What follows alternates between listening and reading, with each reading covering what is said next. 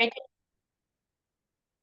All right, it's noon, so I am calling to order the Friday, July 25th, 2025 Tumwater City Budget and Finance Committee meeting. So I believe we're all here except for Council Member Althauser, who is excused today. So with that, I will start with approval of the minutes of the Budget and Finance Committee meeting of June 13th. Do I hear a motion? So moved. Second. All right. All those in favor signify by saying aye. Aye. Aye. All right. Minutes are approved. So now we will go to the year-to-date budget update. And who do I have? Okay. Troy, I will turn it over to you. Thank you. There it goes. My camera didn't want to turn on for a second. All right. Share my screen here. Okay, should be able to see the presentation now. So thank you, everybody. Good to see you all. For anyone that might be online and not know me, I'm Troy Niemeyer, the Finance Director, and this is our monthly budget update. So we'll jump right in here. So start with sales tax. This is, of course, is what we've been watching really close. And we've got some good news for June. We have not got July numbers in yet, unfortunately. It's a little too early. I was hoping they would show up yesterday and I could get them added in, but they didn't. So if we look at this is, as we've seen before, this is the month-over-month change in sales tax collections, comparing 2023, 24, and 25. And the change for 2025 compared to 2024 on a month-to-month basis for June was positive $34,000. So as we've talked about before, we had a little bit of a decrease in January. February, March were good, but then April and May were declines. And so good to see a positive result for June. That brings us year to date only down 6,000 on the year to date collections on the month over month basis, which is 0.13%. So that's good. That's a nice improvement. We'll also look at this. I tracked this also by quarter. So quarter one, as reported previously, was a 2.77% increase month over month. Quarter over quarter. Quarter two was down, but overall, because of the two bad months, but with that rebound again, only $6,200 down on the month over month side. So now if we look at sales tax from the budget to actual perspective, again, we don't have July here. So this year-to-date percent through July, we would be 58.3% through the year. So that's kind of what we compare it to.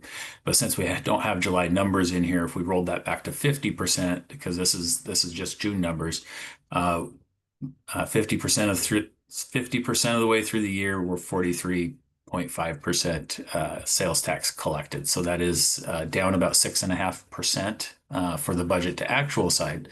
And the reason for that difference, of course, is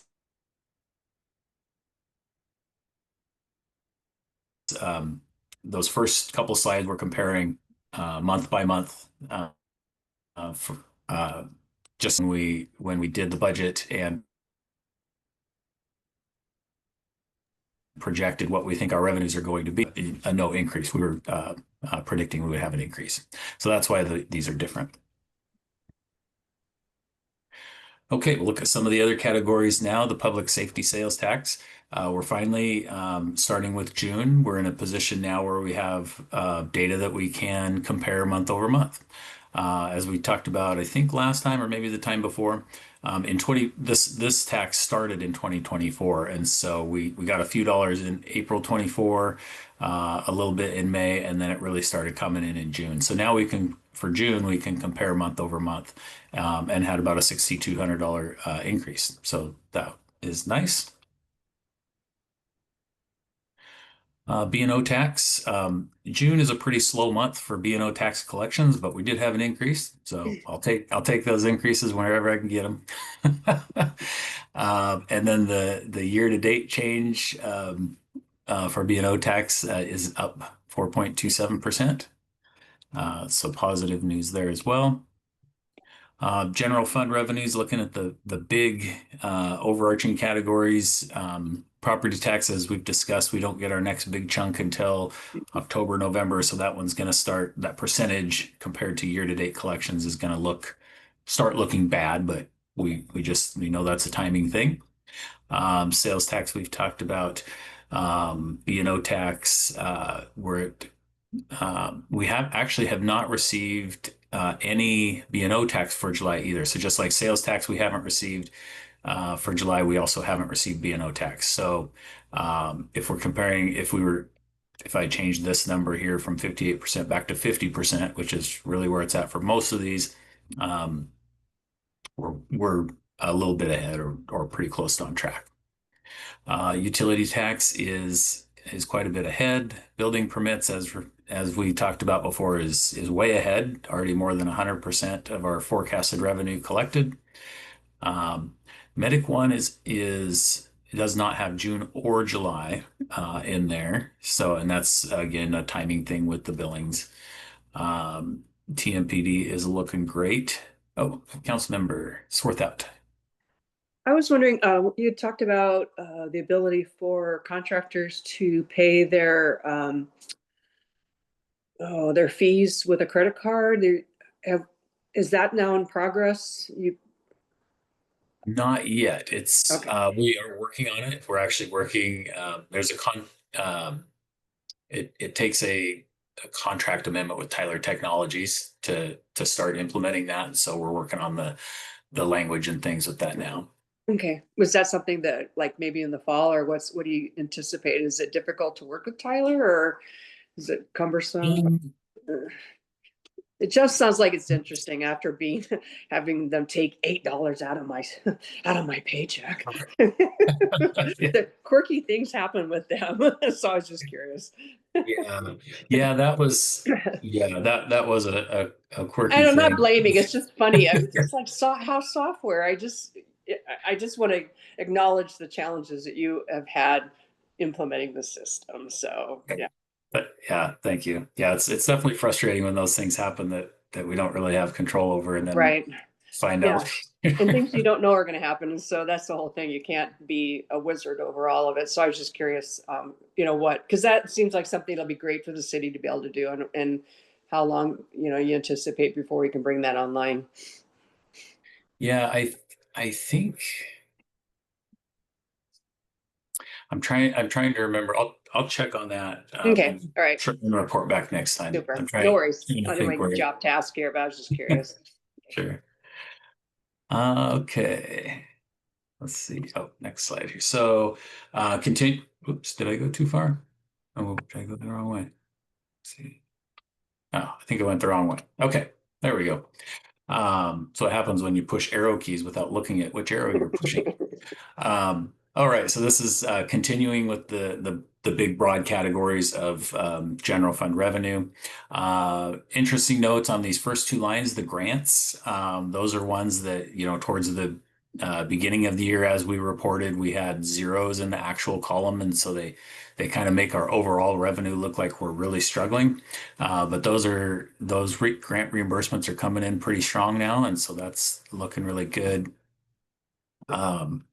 Talked about the public safety sales tax, miscellaneous.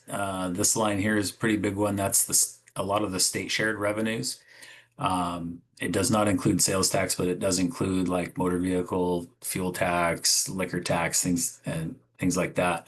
And as with the sales tax, we don't have those numbers for July yet, but we do have them through June, and we're 67% collected at 50% through the year. So those are doing really well. On the expenditure side of things, the expenditures for the most part are pretty up to date. I verified, I ran my, the timing of this meeting is always a little challenging, just because I want to, if I start working on it a week from the meeting, then I'm missing a week worth of revenues and expenses to report to you. And so I try to wait as long as I can to run the budget to actual report, and then I have to do a bunch of work on it to get these numbers gathered for you.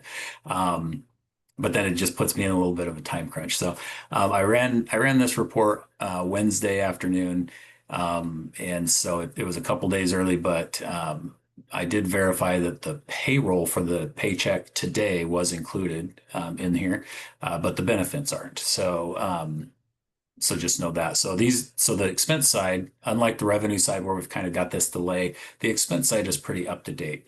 The only thing is, I mentioned we don't have employee benefits in there yet, which is probably about a 1.2% increase here. And then we also, of course, we have another week left in the month to incur expenses. And so it's a little behind on the expenditures, but not as bad as the revenues.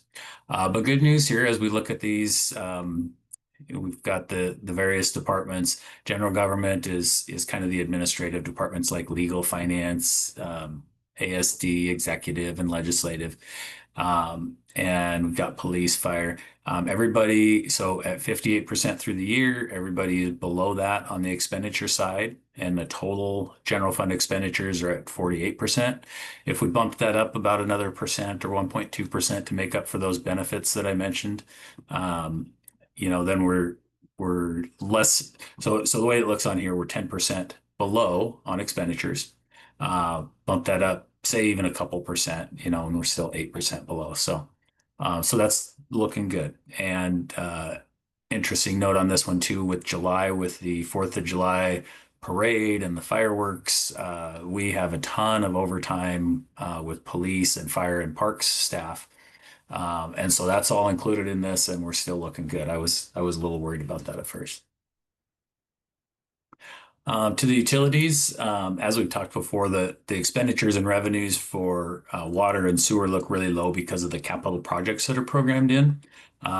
But without those projects, revenue and expenses are looking good for both of them. Same with sewer. And then golf, as we discussed before, with the timing, with the working in different systems and the time it takes to get their data into our system. They're looking behind, but they're catching up, and it's their busy time. So, and the nice thing, that's mostly with their revenue. Actually, that's only with their revenue. On the expense side, all of that is in their real time. So they're also quite a bit behind, in a good way. On the expense side, they're spending less than we would have expected year to date. I decided to add a different slide this time, just to talk about kind of in general the economy, and not to go too deep into anything, but just kind of are we seeing any upsides to the economy? We talked a bit about downsides and risks, and some of those are still there, but we are seeing some potential upsides. The tariffs might be almost done. I can't say that with confidence, but there were some tariff deals announced. So hopefully, in the near future, that can all have some certainty, and we can put that behind us. Second quarter GDP, gross domestic product, that report is due out next week, July 30th. I was able to find a preliminary forecast online, and they're expecting that to be a positive 1.7%. So you'll probably remember from before, first quarter GDP was reported as negative 0.3%. By this being a positive number, assuming that doesn't change between now and next week, that's kind of doesn't mean we've avoided a recession, but it's two negative quarters in a row of GDP is widely seen as a recession. So having a positive number in there for this quarter, for the second quarter, is a good thing. And the unemployment rate also went down for June. It was 4.2% in May. It went down to 4.1% in June. So that's also a good sign. On the risk side, there's talk at the national level of potentially replacing the Federal Reserve Chair. I hope that doesn't happen. That's the Federal Reserve, if anyone doesn't know, is supposed to be independent of politics.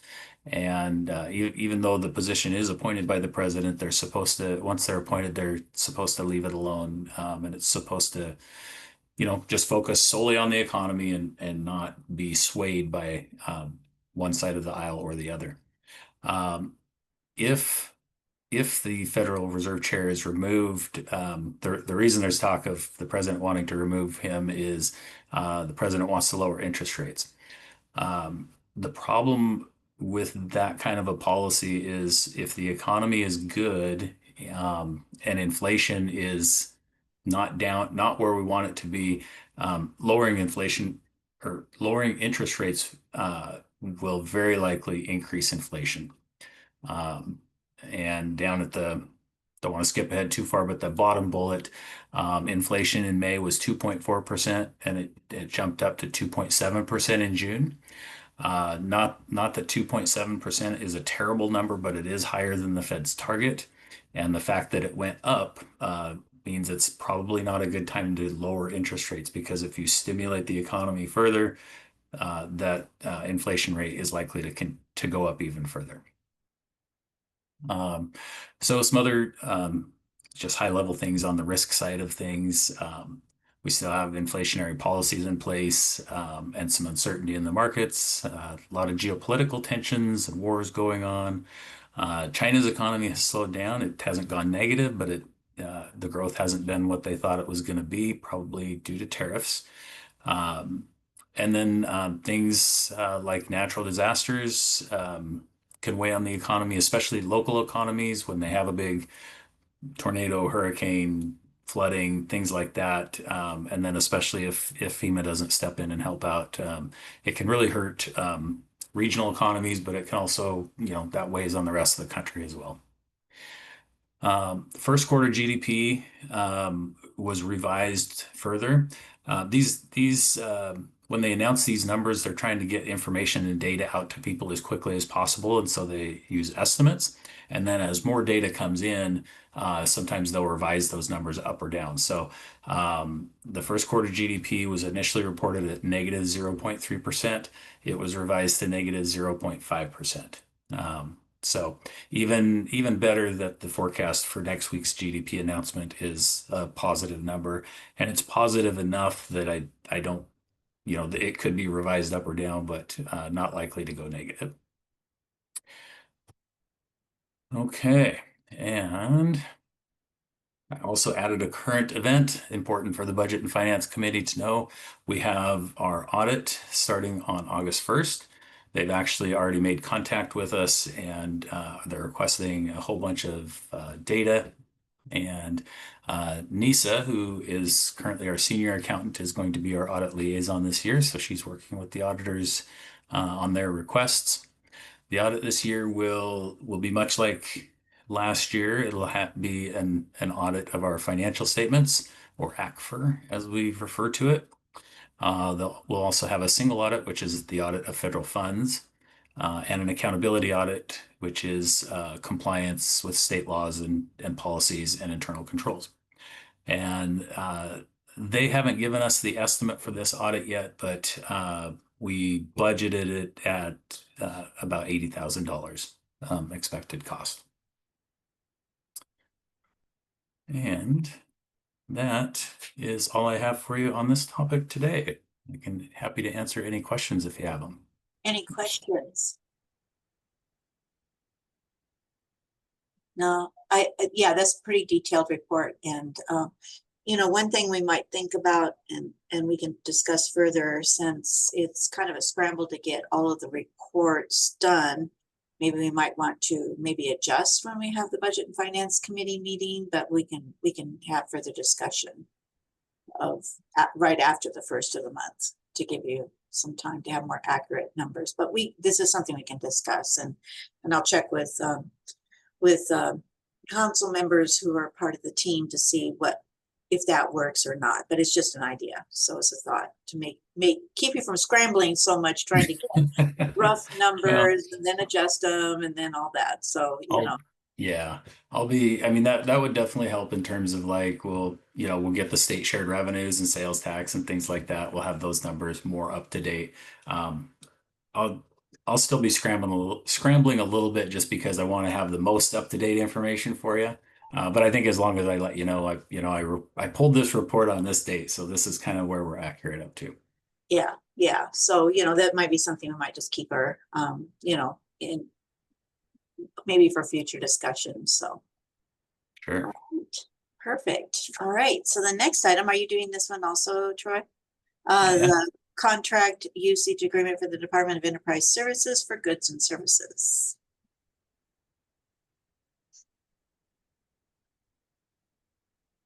Okay. All right. This is as the mayor just described, a contract, an updated contract with DES, the contract usage agreement. And this is formally known as the state master contract. They're updating the language. So we've got an updated name for what this is. We're also updating some contact information and a whole bunch of legal terms, which adds about 3 pages to the agreement from compared to the old one. We'll go through some of these here. So in case anyone, I think everyone on this call is aware, but in case there's anyone listening out in the internet that doesn't know what this is, the state goes through procurement processes and enters into agreements with contractors, all kinds of contractors, for supplies, for professional services, cooperative purchasing agreements, all kinds of things.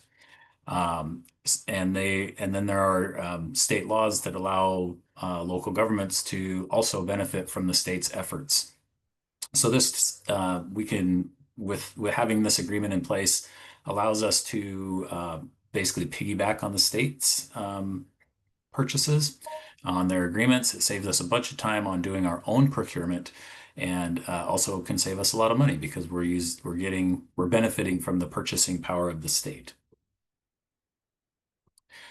This agreement costs us nothing. And I don't know why it put a crab on that slide when I said clam, but no clams required for this contract, free of cost to us. Some examples of how this contract is different. It's pretty basic, straightforward contract, but the old one had the finance director listed there, and as you can see, some of you might remember Jim Hendrickson, former finance director who retired years ago. Okay, he's been gone for a long time now. Happily retired. I've run into him a couple times. Interestingly, I knew him from when I worked at the state auditor's office and came here to audit the city of Tumwater. He was the audit liaison, and so I worked with him for a couple of years. And he's a good guy. So the new contract will, instead of a person's name, will just have City of Tumwater, attention to the city clerk, have the clerk's phone number and a generic email address. That way, if we have someone out on leave, or if someone retires, or we have turnover, they can still get a hold of a person that can help them and point them in the right direction. So our recommended action on this is to place the DES state contract usage agreement on the August 19th, 2025 City Council consent calendar with recommendation to approve and authorize the mayor to sign. If you prefer, we can certainly put this on considerations, but it's a pretty basic, straightforward contract, not one that we really get to make changes to. We just kind of fill out the blanks, and that's that. So let me stop sharing here. And Any try to discussion or answer. questions? And your preference? I would move to place the contract usage agreement with DES Procurement Solutions for goods and services on the August 19th, 2025 City Council consent calendar with a recommendation to approve and authorize the mayor to sign. So moved. All right. It's been moved by Councilmember Swarthout, seconded by Councilmember Agabi. Any further discussion? All right, I'll call for the vote. All those in favor signify by saying aye. Aye. Aye. All right, it'll be on the consent calendar, so thank you. Okay, thank you. Is that okay, Administrator Parks? You uncovered yourself. I'm next. Okay, oh, you're Oh, next. Okay. she's doing the next one. She's doing the next one. Oh, no, she She's came in out. the queue. Is that okay? I'll get really worried if Karen comes out. All right. So our next item is ordinance O 2025-012, creating a communications department, and I will turn it over to City Administrator Parks. Thank you, Mayor, and good morning, good afternoon, good afternoon. Good afternoon, council members. So I don't have a presentation for you today, but because this is intended to be mostly a conversation and an introduction, although there is a recommended action that we have for you that's outlined in the materials in your packet. So this proposal is intended to both acknowledge and respond to the growing and evolving needs of the city of Tumwater with related to both communications as well as outreach in our community. We are proposing to create a new communications department, and the ordinance that is in your packet, which was prepared by Karen, does basically 3 different things in order to implement that proposal. It changes the Tumwater Municipal Code in Chapter 2.06 by identifying that we are going to create a communications department. It then creates a communications department director in Chapter 2.10. And then it also makes it clear in Chapter 2.10 that the communications department is one of the departments that is again assigned to the city administrator in terms of oversight and supervision. So in terms of why now and for what purpose? So we feel like there's been a lot of conversation in our community as well as amongst the council members and with staff about how important communication and outreach is to us as an organization and to our community. We feel like creating a communications department now is a good way to emphasize the importance of communication and transparency that the city of Tumwater, it's a good way to demonstrate that importance that we place on communication and transparency. It really is intended to recognize sort of the evolution of the communications function in the overall organization. Our communications team right now is working very well collaboratively across the many departments in the city of Tumwater, who also have professionals who are doing communications work, and they are really doing a good job of bringing some standardization and some consistency and collaboration around our citywide communications functions. The communications team is really working hard, particularly with under Jason's leadership, to enhance our overall public relations work in terms of the city's visibility within the community, communicating and engaging at regional events, participating with other constituent groups, and enhancing sort of our social media efforts. And it does clarify that there's been some confusion in the past about who speaks on behalf of the city. We've made it clear to our various media contacts that if the mayor and I are not able to respond for whatever reason, and Jason, as the communications manager, does that he is indeed speaking for us and for the city of Tumwater. But having a communications department with a communications director really elevates and shines a light on the fact that that person is actually the official spokesperson and voice of the city, particularly with the media and in various community engagement settings. And then again, just sort of re-emphasizing or maybe restating in a little slightly different way, it really does recognize that communications and community engagement are really, they're mission critical functions in the overall operation and administration of the organization that we are charged with with carrying out the will and the goals and the direction of the city council. If this ordinance is adopted, what we would do is the current proposal would be to move Jason from communications manager into communications director position. That would include a commensurate salary increase, and he would be asked to sign the employment agreement template that was recently approved by the city council, that all of the other directors have signed to date. And in essence, the only change would be in terms of from a financial perspective, the only added cost to this particular activity would be the increase in salary between whenever we looked at a September 1 start date, and I asked Troy to give me a cost, which is basically the delta or the difference between Jason's current salary and what he would be projected to be at as if he were moved into a director position.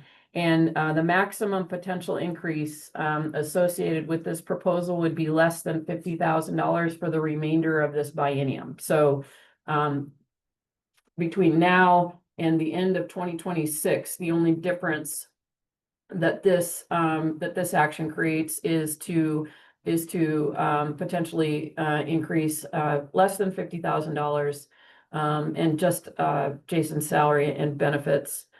We do believe that is within the existing capacity of the general fund, and so it is not likely that, and we are not anticipating that would require any kind of a budget amendment. So the only required council action at this point to affect this would be adoption of the ordinance that's been presented to you for your consideration. Well, that's my presentation. I'm happy to answer any questions and would love to have a conversation about this. Any questions? So the only amendment to this is that we are currently on recess, and it says August 19 council meeting. Are we going to be in session by August 19? Yes. That is the next the council business meeting where you actually take action. Okay. And so you were talking about 50,000 that will, let's see, take us through 2026. Yes. So we're going through 25 this year. So we'll get like 15 months. Yes. No, for July, 18 months, 18 months. So, yeah. Right? The numbers that Troy calculated for me, by the way, Troy is a master Excel spreadsheet creator. He does it very quickly and very accurately, and it's very, very helpful. Basically, if we were to look at a September 1 start date, the difference between the salary that Jason would be projected to have in his current position from September 1 to 12/31/2026 is less than $50,000. and then we'll be looking at the next budget, factoring that into the cost into the next biennium. Okay. Yeah. Right. Yes. Okay.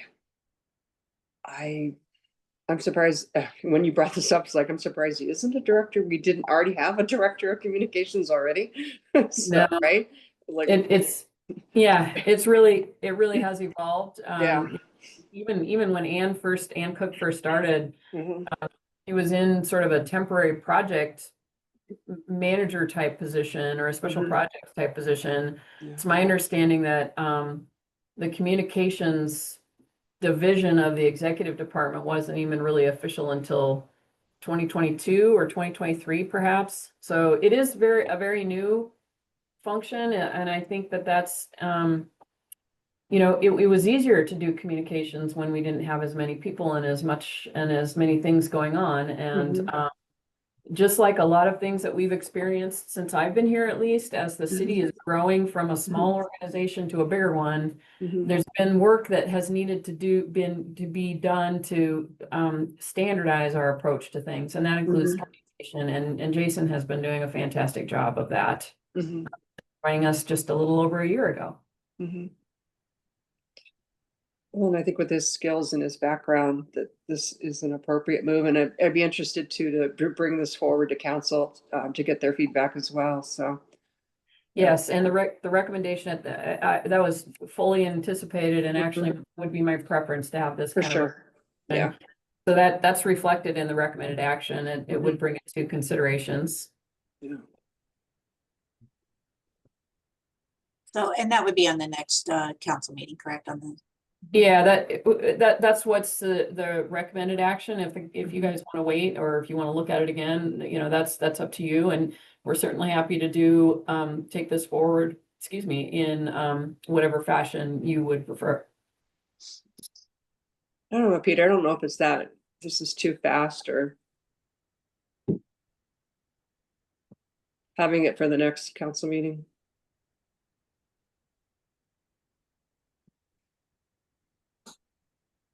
Yeah, I don't see anything that is wrong with moving into this to council for August 19th. Mhm. What if any concerns do you? What should we be looking for? I mean, you know, as you said, Eileen, it's been really, you know, it's been Jason has been functioning in this manner mostly. You know, when he first started, we were in the process of budgeting, so I did the budget still with communications as part of the executive department, but you know, he's going to better know and understand and have the expertise and the time to devote to things like, you know, all of the software and, you know, council meeting AV needs than I am, and he knows more about, you know, what are the important conferences that he and his two staff members should be going to.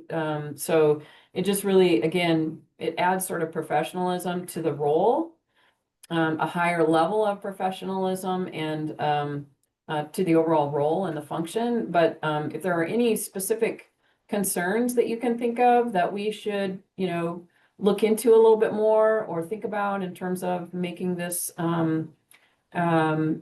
putting this proposal in front of the full council, that would certainly be appreciated. Well, the only thing is that we do have 1, 2, 3, 4 things already on consideration for the 19th.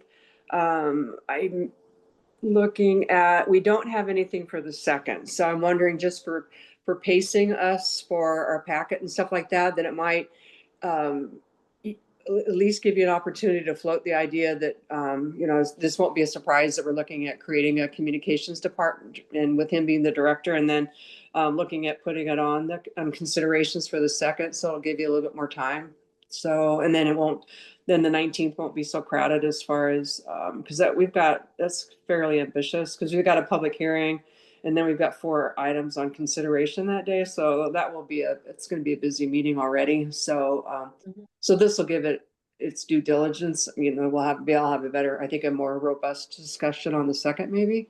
So Yeah, we can, I'm totally fine with that. You know, the only, I don't know if anybody is. Oh, that's right, planning because you want not- to start it on the 2nd or on Oh, first, or can we we can, that was just for purposes of an analysis, Okay, right? So right, that was okay. just like, if, that was so that we could tell you, right? Okay. We had to Yeah. establish some parameters in order to be able to do an analysis to let you know. Okay. So, happy to do that. The 2nd of September is the Tuesday after Labor Day, so hopefully you know, it would be a full council. Yeah. Nobody's taken off for Labor Day, but happy to do that, Eileen. Okay. That's a good Yeah, suggestion. just looking at agendas and try not to pack everything in on one. So yeah. Okay. yeah, we can always make it retroactive for the day before anyhow, so. Yeah. Yeah. It requires 30 days. Oh, does it require 30 days? It- Oh, Yes. okay. Yeah, and Thank you. honestly, yeah, yeah, she didn't even Oh no. show up for that one. Oh, there she is. All right, now we're in trouble. Okay. Perfect. Yeah, again, the September one was just for purposes of financial Okay, all right, analysis, so okay. Yeah. no magic to that number. Okay. All right. Yeah. All right, that sounds good. Okay. Yes, it's a great idea. Okay. This also requires a motion. Oh, okay. All right, back to that. Okay, sorry. All So right. now, let me understand what we're doing. So we're just going to announce on August 19th. No. Is that what the plan is? No. No, Well, okay, we're gonna move, we'll place the ordinance, we'll put it on the, September 2nd city council for consideration is what we can make the motion, but it would be moving it to, September 2nd instead of August 19th. okay. So does anyone want to make a motion? You can You're- go for it. You can go for it, Eileen, if you want. Oh, okay. All right. So, I'd like to make a motion to place ordinance, 2025-012, creating a communications department on the September 2nd, 2025 city council meeting on considerations with a recommendation to adopt the ordinance. Second, All right, it's been moved and seconded. Any further discussion on the motion? Okay, with that, we'll call for the vote. All those in favor signify by saying aye. Aye. Okay. Okay, the motion carries. We will have it on the September 2nd agenda. Thank All you. right. So is there any other additional items? Ooh, we might get out of here early. All right, so with no additional items, we will go ahead and adjourn at 12:41. Thank you, everyone. thank you, bye.